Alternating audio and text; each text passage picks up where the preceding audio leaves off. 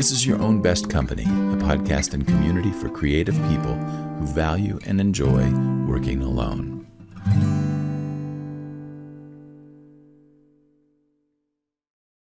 Hello, everybody. This is Your Own Best Company. This is a podcast and a burgeoning community of people who love to work alone.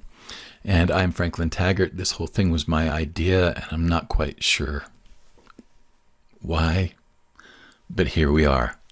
I'm really excited about my guest today. Breanna Gunn is a copywriter and marketing specialist and kind of a marketing renaissance woman as I look at her history and her website and all of the things that she's doing.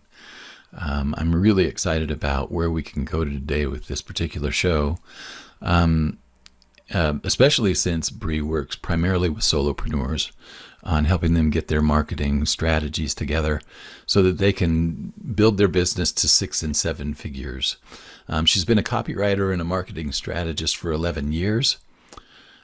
This doesn't have anything to do with marketing, but she did break her leg playing on her roller skates. She's the mom of 2 boys, and this is her favorite season of all, autumn. Mm-hmm. Welcome, Bree. How are you today? I'm great. Thank you for having me. Well, when we met in our online networking mixer a few weeks back, I thought, I really need to talk to this person. And the reason is that in our conversation in the mixer, what came up was the difference between copywriting for marketing and all the other kinds of writing. Now, sure, there's some overlap. Yeah. But we talked a little bit about it. We only had like 3 minutes, I think, to talk about it in that group. But there were some things that you said there that I thought, wow, my people really need to hear this. So welcome, Bree, and I'm delighted that you agreed to be my guest today. Oh, I'm thrilled to be here. I think that copywriting is one of the most misunderstood fields out there because people think, there's all kinds of copywriting, and the kind of copywriter that you need may not be the kind of copywriter you think you need or are talking to or have in your arsenal. Yeah. So it's really common for that to happen in a business. So I want to help educate people about, the differences. Well, one of the things that I think spurred me on to ask you to join me is that I know a lot of people, and I've had a lot of clients who are really strong writers. They're very good communicators on the page, but when it came to writing their own marketing copy, they sucked. Yeah, I always tell my clients, I work with writers. Yeah.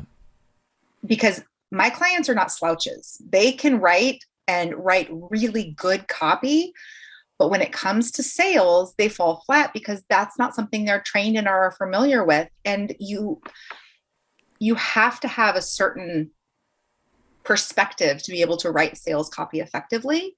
Yeah.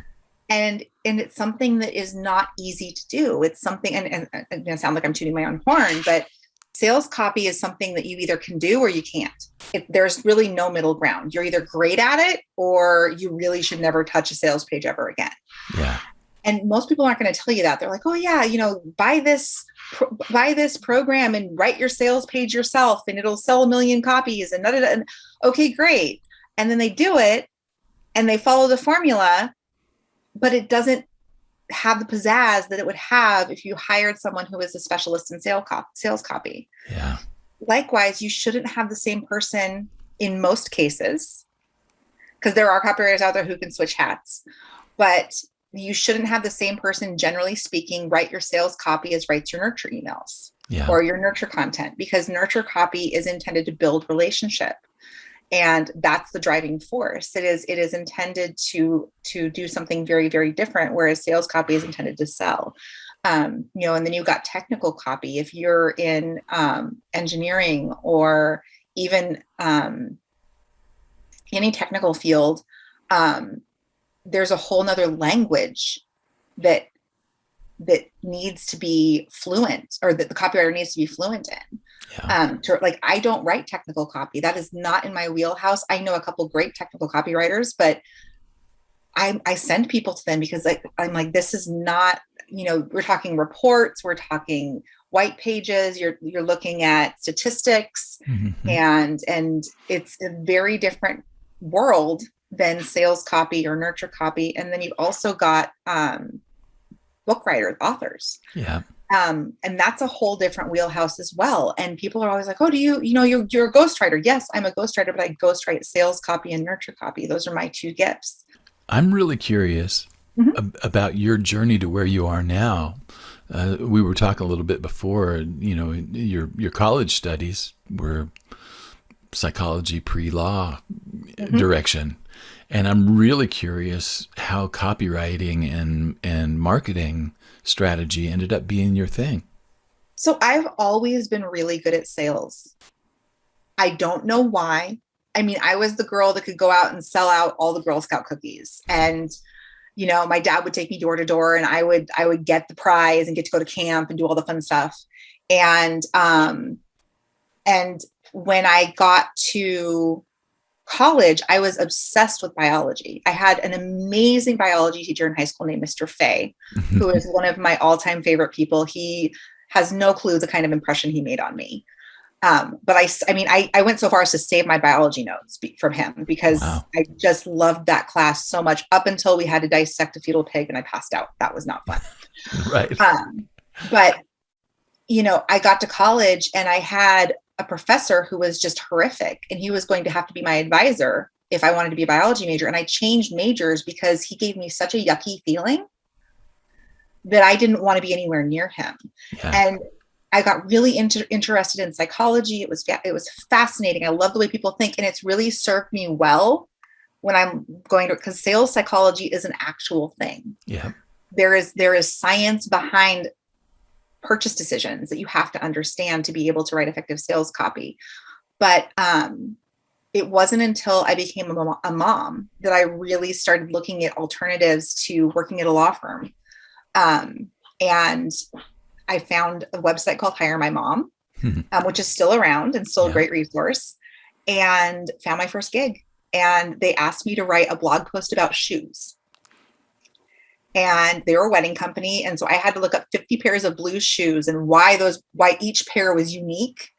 They made so much money on that one blog post that they were like, you're going to write all of our blog posts. Yeah. And I was like, oh, okay, so this is a thing now. And then they were like, oh, and we're launching a program. Would you like to help? So I wrote all their sales copy for the program, had no clue what I was doing, had no training. I just wrote in a way that made sense to my brain.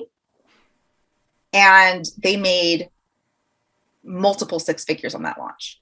Yeah. And I had another client, same thing, gave me a chance. And I just kept honing my skill. I started taking classes. I started following people that I admired, copywriters that also worked online. And, now here I am.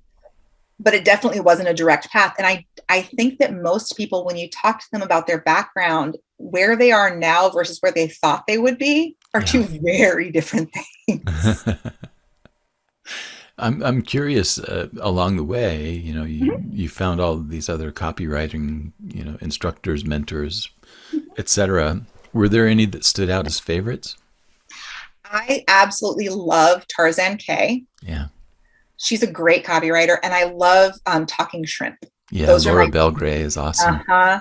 I adore those women. I just love what they do. I have probably bought all of their courses. They work with story. Yeah. And my thing is that you can't sell if you don't have a relationship with people. Yep. And your sales emails shouldn't be just there to sell. They should also deepen the relationship. They should share more of who you are, what you do, and why you do it. And so I try to merge those two, selling the program or product or whatever the who's it or what's it is, along with deepening the relationship, so that when you do send out, 10 emails in a 4-day period, people don't want to murder you. Yeah. Because seeing those names ping in your inbox, you're like, oh Lord, there, it's a very different thing. But I think that because of Laura and Tarzan's style of writing, I wouldn't say I'm on par with them at all. Like, I don't think I will ever get to that level, and I'm okay with that. Yeah. I will forge my own path doing my own thing. But they are two people that I greatly admire. And I think they're just great humans and great copywriters, and their stuff is fun to read, whether they're selling something or not. Yeah. And that to me is what good copy should do. It shouldn't matter what the end result is supposed to be. You should have fun while you're reading it. Yeah. Laura's emails I open every day, and she sends them out. They're fantastic. She sends them out every day, sometimes more than once. But I just absolutely love the way that she writes. And I think one of the things that's so endearing is that she does share personally what's going on for herself. And that's something that helps me feel like I know her. And right. I'm more willing to trust her. Relationship. Yeah. And you can't short circuit that. And people forget that. Whether it doesn't matter what type of writer you have in your arsenal. It doesn't matter if they're a technical writer or a nurture specialist or a sales specialist. Every writer should be able to build and grow a relationship, because you're not going to keep reading that book. You're not going to keep reading that report. Maybe because you have to, but it's going to be you don't want your content, whatever it is, to be a slog for people. No. You don't want them to feel like they're waist high in water and they're getting sucked down into the mud. You want them to feel like they're going on a journey with you. Yeah. Well, I've been really intrigued for the last few years with the whole idea of marketing being facilitating a customer journey and opening the door to it and helping them to take steps along the way, meeting them where they are and then leading them. I love that whole zeitgeist, It's great. Well, and people forget, like, your sales copy, your nurture copy, your book should be the start of a relationship, or it should be somewhere on the relationship journey. You wouldn't sit down at a coffee shop with someone you just met and propose marriage. That would be really creepy and weird. Yeah. You wouldn't go to a park and see another mom there and be like, hi, we both procreated, we should be friends. They're going to get their kid and run. You need to approach the relationship with every piece of content as if it's the first time you meet them. Yeah. Hi, we just met. Do you mind if I take your child to the zoo? Right. Like, that's like, like, I know people can't see my face, but it's one of those things where it just makes your jaw drop that people think that that's okay. And it usually happens with people who are strong writers, like you mentioned, but they don't understand the psychology behind sales, and they don't understand the tenets of good sales copy. Well, it sounds like a long, strange trip, but you've ended up in a really interesting place. And I'm curious. You say that you started out with the Hire My Mom website. What was it? I mean, how did this develop? As it sounds like to me that you started out by going from gig to gig to gig. I did. I applied. I did what I think a lot of people do, and I went, okay, I have these skills. Yeah. I can check email. I can answer phones. Because I was just desperate to be home with my baby. Yeah.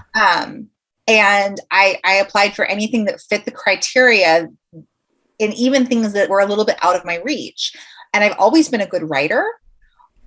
And so I figured I can write blog posts. I never in a million years dreamed that I would be writing sales copy for coaches that are making $40,000, $60,000, $80,000 a launch, $100,000, $1 million.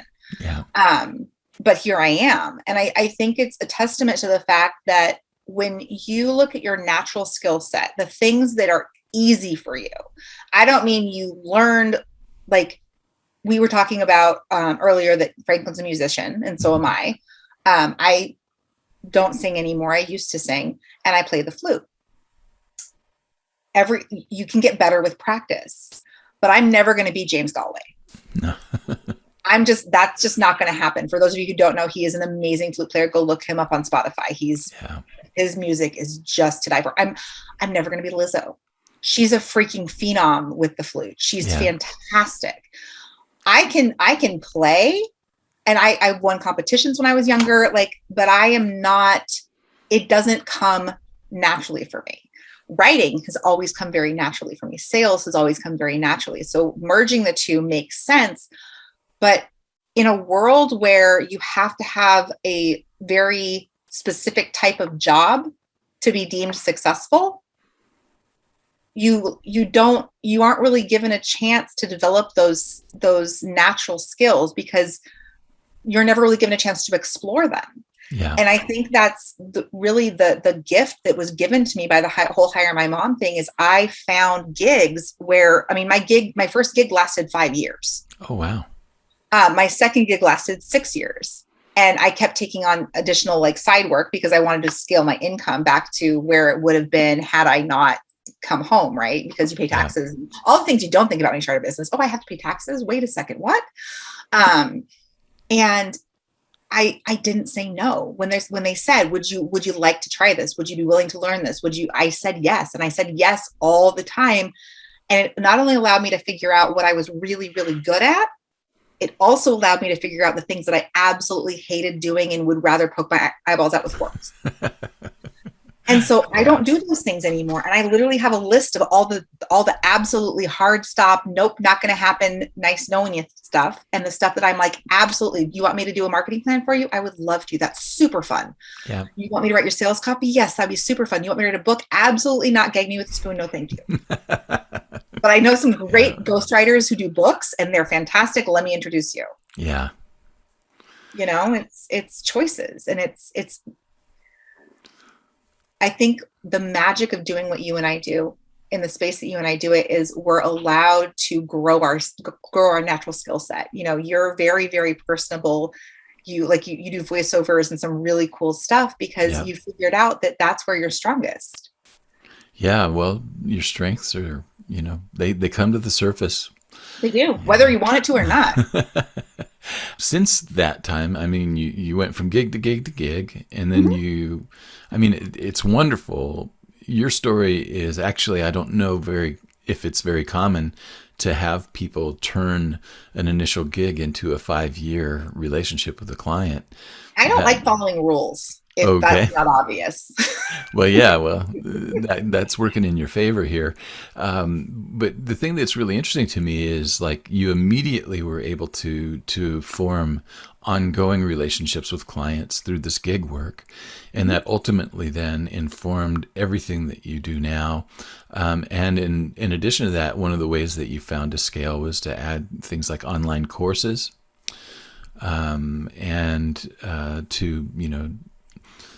you've started to do a lot more. It looks like you're doing a lot more consulting in addition to the hands-on work that you do. How did that come about? So my dad always told me that you should never take yourself out of the game. Yeah. And he also made a statement that I think is probably the most valuable piece of advice I've ever been given. And that was to make yourself irreplaceable. Yeah. So I went into every gig and purposefully over-delivered, exceeded my deadlines, asked questions, came with ideas. And the reason I built those relationships that lasted, they started out as a 3-month contract or a 1-month contract, and they lasted. And we had tears when we parted ways. I was shifting my business and they were shifting their business, and it didn't make sense anymore. But I build relationships with people where we are still in connection. We still talk, we check in on each other. I haven't worked for them in 6 years, 7 years. And, it's really grown. It's growing relationships. It's doing what good copywriters do is curating those relationships. And then, as an entrepreneur, as a solopreneur, If you want to build long-term relationships, you need to make your clients your friends. Yeah. Like, there are some people out there who are going to like scoff at that advice and even get upset about it. And I'm just waiting for the hate comments to come in, because you shouldn't be friends with your business partner. That's bad. But Yeah. here's the thing. We are solopreneurs for a reason. We don't want to be employees. So why not be friends? Because we're on a level playing field. I am not your employee. Yeah. I literally, like, out of the corner of my eye, one of my clients texted me that someone's annoying the ever living crap out of her, and love her for it, and know that person. And it made me giggle a little bit. But the fact that she feels comfortable enough with me to share that, I could be a sounding board for her. And because we are friends, she's also more respectful of my boundaries. Yeah. Because you don't message your friend at 11:30 at night unless someone's dying, right? Yeah. When you have clients who treat you like an employee, you start getting messages on the weekends and in the evenings. And so when you can curate a relationship that is a friendship, Yeah. you not only give yourself longevity with the contract, but you also build in those boundaries that make you sane and make your business a functional business. Yeah. There's a sense of partnership there that I really like. Yeah. You should always partner, like, with your contracts. I mean, because they're bringing you on as a partner in their business. Yeah. I'd like to shift gears a little bit, if you don't mind. Let's talk about copywriting itself. Okay. You started a little bit earlier by saying that, copywriting is a different kind of writing than any other. And within copywriting as a skill set, there are thousands of iterations of that, and specialties. And I'd really like to hear from you about, first of all, what makes copywriting different from creative writing, from technical writing, from every other kind. Tell me a little bit about your opinion on that. So I tend to look at copywriting as the umbrella for all content that is written by someone that is not you. Yeah. So when you're looking for a copywriter, it's more about finding the type of copywriter you want to work with or need to work with, versus because most copywriters who have a specialty will say that somewhere in their bio or somewhere on their website. Yeah. And so, basic copywriting is what we think of as the nurture emails, the social media posts, the engagement, the things that build relationship, the pieces of the puzzle in your marketing, the stuff you're probably already doing yourself, is your basic general run-of-the-mill copywriting. Not that there's anything run-of-the-mill about it. It's difficult. Yeah. Writing is a skill, right? It's just like me playing the flute. You can get to a certain point, but you're never going to be at the level of, say, Tarzan or Talking Shrimp or me. Yeah. Weird putting myself in the same category as them, but but you can get by with the nurture piece. You can get by with the weekly email.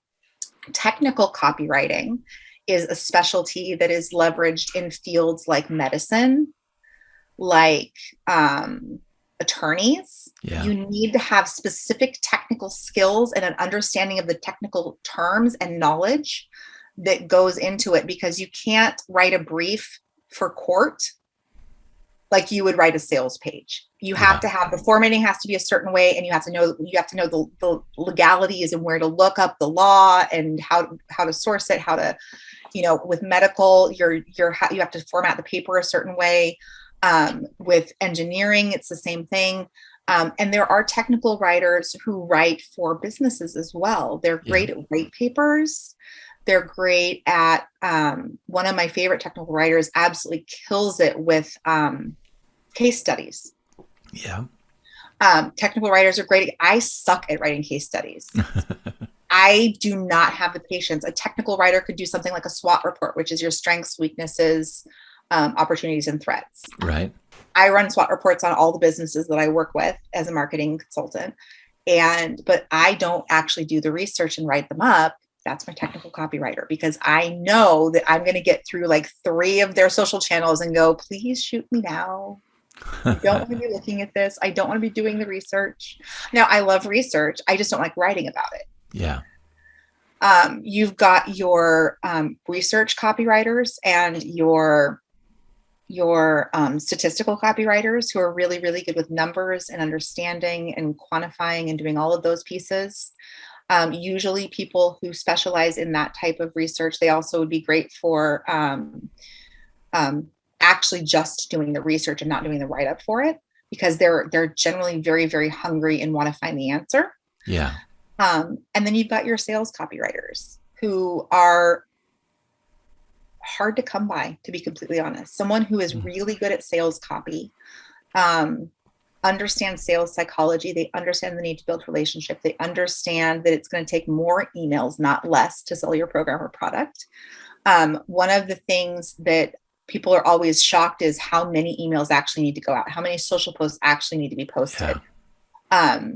I have someone in my inbox right now who is wanting to extend their launch, and I emailed them back and I said, you do what you want to do, but I'm not writing you any more emails. Yeah. And I happen to know that your launch is closing tonight, and 90% of sales come in the last 30 minutes. Yeah. So hold on to your butts and just wait it out. Instead of backpedaling and making it worse, because now you've got all of, we've sent out 17 emails in 10 days. Yeah. That's a lot of emails, and you want to send out 17 more. Oy. Yeah. They kind of gave me a pause. And then you've got your ghostwriters. Yeah. A ghostwriter is someone like me, who takes on the voice of the person they're writing for. Not all copywriters can do this. Right. And this is one of those things where when you ask for copy samples, you want to see a variety, and it needs to sound, it shouldn't be, oh, the same person wrote all of these. It should be, wow, she must have 7 different people working for her. There's a very different skill when it comes to ghostwriting, because you have to take on someone's persona. I've actually terminated contracts because I was like, I just can't be in your head anymore. Like, I love you to death. You're amazing. But I just can't, I need a break. Yeah. I don't do that often. But ghostwriting is one of those things where it can be very, very exhausting, because it's like acting. Yeah. You're getting in somebody's head. You're getting into a right. character. And you're the director, you're the actor, you're the stagehand, you're all the people. And that's the content that when you find out the person has a copywriter, you're shocked. Yeah. So it sounds like to me that you're leaning in the direction that a person or a business should just go ahead and hire a professional copywriter, not try to do it themselves. Yes. And if you're getting a great response, your open rate's over 20%, your click-through rate's over 10%. Yeah. For your emails, you probably don't need a copywriter. You're probably doing just fine. Yeah. But if you're looking to grow your business, then yeah, you probably want to bring on a copywriter, but you want to bring on the right kind of copywriter. I mean, how do you determine what that is? I always ask people what their needs are. Yeah. Where are the balls dropping? Because most of us as solopreneurs, we have 80 million balls in the air, and people who look at us, they're like, I don't know how you're not dead.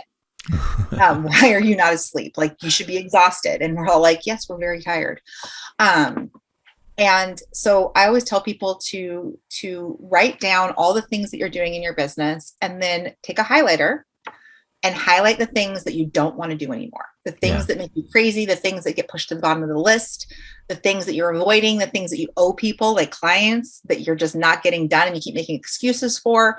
All of that stuff should be outsourced to somebody else. And when it's copy, look at the type of content that you need to have produced, and then look for that type of copywriter. If you're looking at something that's highly statistical and you're a medical office, you probably want a technical copywriter. You don't need someone like me. Yeah. If you have programs and products and you're wanting to flip things evergreen, you could probably go with a nurture copywriter or a sales copywriter, depending on how quickly you want them to be pitched. If you want to hand all your copy off to somebody else and not worry about it, you need a ghostwriter. Yeah. And yes, there are ghostwriters that write books. Yes, there are ghostwriters that write copy, sales copy. Yes, there are ghostwriters that write nurture copy. But not all copywriters are ghostwriters. So it's understanding your needs, and a good copywriter, whatever their specialty is, will tell you if they're able to handle. I've turned clients away because I'm like, what you actually need is a technical writer. What you actually need is a book ghostwriter. Like I am not proficient in those areas.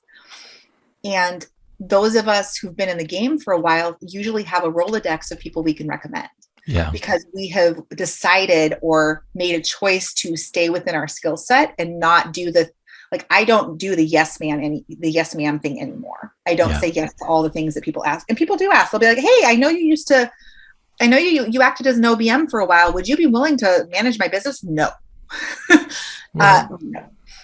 I think the question that comes to my mind after hearing you say this is, and you work with a lot of solopreneurs. Mm-hmm. It's like, what parts of their communication and writing should they do? I would say one of the things that and I'm going to get flack for this, but you should be the one writing your video scripts. Yeah. You should be the one writing your bullet points for lives. You should be the one writing your own stories, even if they need to be polished by your copywriter. Yeah. Great example. I have a client. She has dogs. I have cats. My parents have dogs. So I kind of understand it, but I don't know the pain of waking up at 3 a.m. and stepping in dog vomit. I don't know what that's like. So I need her to tell me that story. Even if it's chopped up and she's like, I did this and this, I can put those pieces together because that's part of my skill set, but I can't make up the story. So the pieces that you should not hand off are the pieces where you can't be replaced. Okay. Now, one of the things that we hear over and over and over and over and over and over ad nauseum over is content is king. Mm-hmm. And that an expert needs to be generating content constantly. Now, I call BS. Yeah, tell me more about that. Well, yes, you need to be producing content constantly, but you can also repurpose content. Do you remember what you posted on your social media 4 months ago? Think about it for a minute. Guaranteed you don't. Well, I remember that I posted some early podcast episodes. Right. Okay. That's a very specific. Great. Yeah. So you posted some early podcast episodes. Do you remember anything else? Well, if I go back and just really figure it out, I might be able to remember. Right, but you would have to physically go back and look. But I wouldn't. So, it wouldn't come to the front of my mind without that extra work. So if you don't know your own content well enough to know what you wrote 4 months ago, how are the people who see your content in passing going to remember it? Yeah. They're not. And there is something we know in sales that it's the law of, or the rule of sevens. It takes 7 touches for people to pay attention. Yeah. It takes 7 to 11 touches for them to be comfortable actually paying you for something, whether they're paying with an email address or cash. Tell people what a touch is. A touch is anytime you come across their eyeballs. So it could be a social media post, it could be a tweet, it could be an email, it could be a live, it could be a YouTube video. The way that you can, quote, touch people is pretty endless. Yeah. But what I'm seeing right now is it's actually taking closer to 21 touches for people to pay attention, because we are inundated right now and our attention span has reduced to the size of a gnat. So you should have a minimum of 4 months of content in your back pocket that you can repurpose. Now, I don't mean you post the same, I don't mean that you post the same thing on social media and just put it in a 4-month rotation. Yeah. What I mean is at month 3, you go back to month 1 and you edit and revise, and then you put it in queue for month 5. Yeah. And you just keep doing that over and over. Now, that's not to say you can't do that with blog posts. So your blog posts need to be original, but then you can use that to pull and curate new copy that you can supplement your old copy with. Yeah.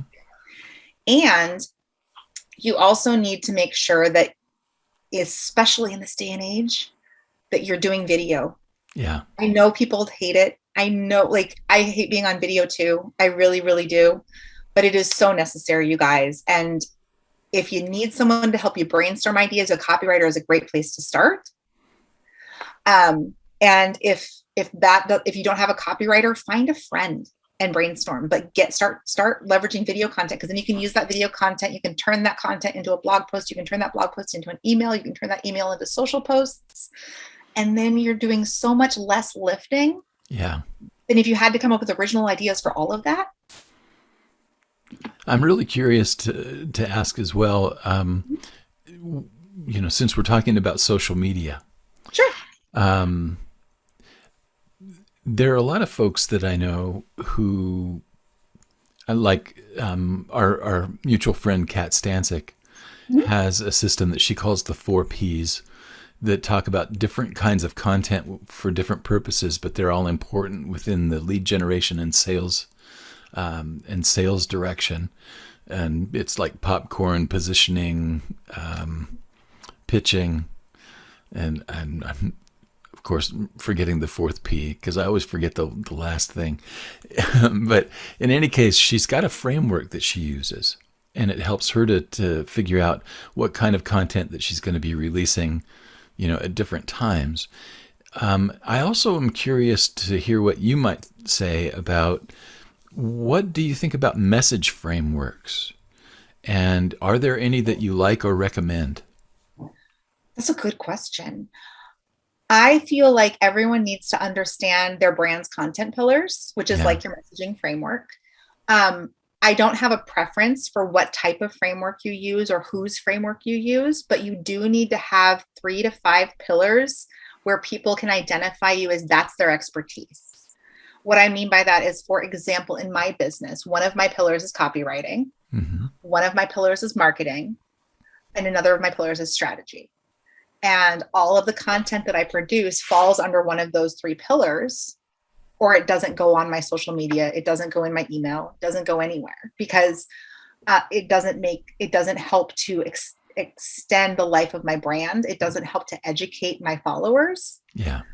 I'm really passionate about you understanding your branding. Like, if you don't understand your brand to the point where you have your content pillars figured out, then you're not ready for a copywriter, because you need to have enough clarity around your business to be able to communicate it effectively yourself before you can, so that you can explain it to someone like me. Yeah. Because I'm not here to help you figure it out. If that's not clear for you, then that's going to be wasted money. Right. Right. And everyone's going to be frustrated. The copywriter's going to be frustrated because they want to do good work for you, and they aren't getting any guidance, and they're not getting any feedback. You're going to be frustrated because what they produce is not going to work for your brand because you didn't give them any parameters. Yeah. And the communication is going to fail because you're going to be frustrated. They're going to be frustrated, and you're both coming to a meeting frustrated, and you know something needs to change, but you don't know what. Yeah. Versus having content pillars where you can say, listen, these are my content pillars. This is well outside of that. This does not work because of that. Can you shift it to be inside content pillar 1? Yeah. That again leads to another question. And that is, like, with your content pillars and your branding and being aware of your needs, when you ultimately go out shopping for a copywriter, you may be surprised with some sticker shock. Yeah, copywriters don't come cheap, y'all. No. I started out writing copy at $10 an hour 11 years ago. Yeah. And quickly realized that was a really dumb mistake. And the next client that I signed at $50 an hour. Yeah. And I've never priced myself per word, but I know people who price themselves at 40 to 60 cents a word. Yeah. And that's really common. Yes, you can find people who will do your copy for $10 an hour, but guys, you get what you pay for. Yeah. I can't tell you how many times people have come to me like, I'm going to try and find it cheaper. Great. Then, and just so you know, if you do that and I have to go back and edit, my rate doubles. Yeah. And I had people be like, well, you said it was going to be $2,500 for this piece of copy. And I'm like, yeah. And now that I have to fix the copy that was done incorrectly, it's $5,000. So if somebody's never hired a copywriter before, where would you suggest they start looking? I would strongly suggest you go to your referral network, your business owners that you feel comfortable with. Mm-hmm. Groups like, don't ask in the big Facebook groups. You're going to get all kinds of responses. Ask in the smaller groups, private message people, search for the hashtag copywriter on social media. And like when you get the name, stalk them for a little bit. Yeah. See if you like them, because the thing is you guys are going to basically be married. Yeah. And if you don't like the person, you probably shouldn't walk down the aisle. So stalk them, see if you like their philosophy on the world, because even under the umbrella of all the different kinds of copywriters, there are different flavors of copywriters for each individual type of copywriter. Yeah. I tend to be very outspoken. I'm me. And for some people, I can be a lot, and I know that. But for the right people, I'm just enough. Yeah. But if you don't know that going into it, and we have a session, and I'm like throwing ideas at you at hyperspeed, you might have a bit of a heart attack. Keep up. Right. And my clients know I tend to be like a fire hose. Yeah. We have 30-minute calls where we get more done in that 30 minutes than most people get done in a month. Well, I have good news for people who want to be on the receiving end of that fire hose. And that is that Bree has a special offer of a 1-hour session to assess your marketing needs and your strategy and things like that. Can you tell us a little bit more about that offer? So I absolutely can share more about my offer. What I'm offering is a 60-minute brainstorming session with you on your platforms, your social media, your website. What we do is we take a look at where you're showing up online, and we look for inconsistencies and places to grow. And then you leave with a task list basically of, hey, you need to update this. Hey, this needs to be changed. This needs to be adjusted. And then if it makes sense for us to partner together, I'll share what that would look like. But a lot of the time it's literally just, I don't think you need me. You can handle this. Yeah. So where do people sign up for this particular session? You can go to breannagunn.com/book. Very easy. And you can also, while you're at her website, make sure you check out all the courses that are there and the different services that she offers and all of the other different wisdom that she's got packaged in different ways there. Bree, this has been a lot of fun, and I have a feeling that you and I could have another 10 conversations. And I'm sure we will at some point. I'm excited to go there. But sadly today our time is up. No, but thank you for having me. This has been so much fun. Yeah, well, I really appreciate the insights that you brought to the table today and some of the kind of controversial opinions that you have about copywriting and about marketing and selling and things like that. It's like, when you hear just sign up for this really magical copywriting course and you'll be able to do all of your own copywriting. And then you find out that it's kind of like a master's level program. Right. And if you're not an experienced copywriter, like most of the courses that are supposed to teach you how to write good copy, yeah, you're never going to finish them because it's overwhelming and you have better things to do in your business. That's exactly right. So I appreciate those insights, especially for the busy solopreneur who feels overwhelmed already and needs some help. Find yourself a copywriter, and probably your best first step would be to get in touch with Bree at breannagunn.com. And it's BreannaGunn. BreannaGunn.com. So, Breanna, thank you so much. Thank you, Franklin. This has been awesome. People who work alone aren't antisocial, at least not most of us. If people think you're weird because you don't want to grow a big company and you'd rather spend most of your time working by yourself, you're just hanging around the wrong people. Your Own Best Company has a Facebook group that you're invited to join right now. We understand the urge to close the door, let your imagination run wild, and stay there until your creative impulse runs its course. We also understand the features and challenges that go along with running a business to support our solo flight lifestyles. Joining the group is free, and it's as easy as clicking the link in the channel description. So go there now and just join the group. Want to hear more where this came from? Subscribe to Your Own Best Company on your favorite podcast app or on the Franklin Taggart Coaching and Consulting YouTube channel. To get in touch with Franklin, send an email to yobc@franklintaggart.com. Thanks for listening.